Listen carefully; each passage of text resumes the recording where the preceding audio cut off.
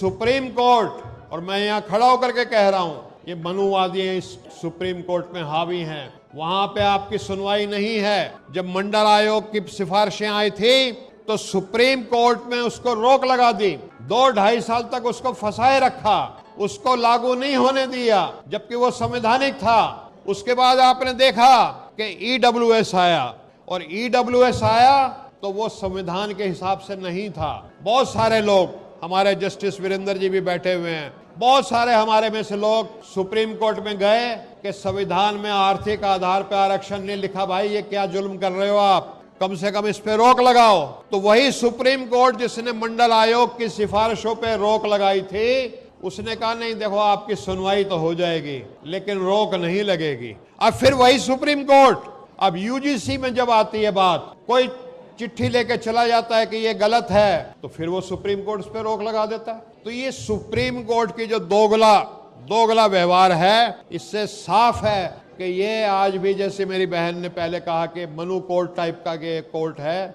इस पे हमें बहुत ज्यादा यकीन नहीं। और जब तक इसमें पिछड़ों की, दलितों की, आदिवासियों की संख्या के अनुपात में भागीदारी नहीं होती, हमें इनके फैसलों पे बहुत ज्यादा यकीन नहीं आता। ये मैं आपसे कहना चाहता हूँ। और अभी हाल में जनगणना को लेकर के जो सवाल उठे, जो एडवर्टाइजमेंट भी सरकार का आया, और उसमें जो प्रश्न नंबर 12 था, उसमें हाउसिंग एनुमरेशन की बात थी कि मकानों का सूचीकरण करना है। तो उसमें उन्होंने कॉलम लिखे SC/ST/अदर, उसमें ओबीसी का नाम ही नहीं है। तो जब हमने देखा और आप जैसे सारे हमारे साथी बेचैन हुए, तो मैंने ओबीसी डिपार्टमेंट जो ऑल इंडिया कांग्रेस कमेटी का है उसकी तरफ से, क्योंकि मुख्य विपक्षी दल है, मैंने सेंसस कमिश्नर को चिट्ठी लिखी, और वो चिट्ठी जो थी हमने बकायदा, मेरे पास है इस समय, वो हमने वहां पे उनसे रिसीव कराई, और रिसीव कराने के बाद हमने उनको कहा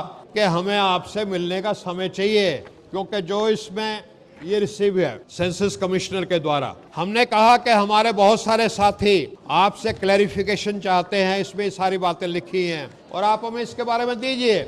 तो बजाय सेंसस कमिश्नर, क्योंकि सेंसस कमिश्नर भी कहीं ना कहीं मोदी जी के इशारे पे काम करता है, डायरेक्ट उन्होंने ना तो हमें आज तक उस चिट्ठी का जवाब दिया, ना हमें अभी तक मिलने का समय दिया। लेकिन जो गृह मंत्रालय ने उसके 2 दिन बाद एक प्रेस विज्ञप्ति जारी की कि कुछ लोग ने सवाल उठाया है, सेंसस कमिश्नर को लिखा है कि इस तरह की बात है ओबीसी की, ये लोगों को गुमराह कर रहे हैं। मैं गृह मंत्रालय से, सेंसस कमिश्नर से इस मंच के माध्यम से एक बात करना चाहता हूं कि आप जो क्लैरिफिकेशन है इसके बारे में दीजिए, और बकायदा घोषणा कर दीजिए कि मकानों का जो सूचीकरण हो रहा है उसमें भी ओबीसी के मकानों का चिन्हित किया जाएगा। जब आप ये पूछ रहे कि दीवार में पलस्तर कौन सा है, छत पे कौन सा मटेरियल लगा हुआ है, तो एक कॉलम अगर ओबीसी का डाल लोगे तो कोई पहाड़ नहीं टूट जाएगा। ये काम आपको करना पड़ेगा, वरना ओबीसी का एक एक बच्चा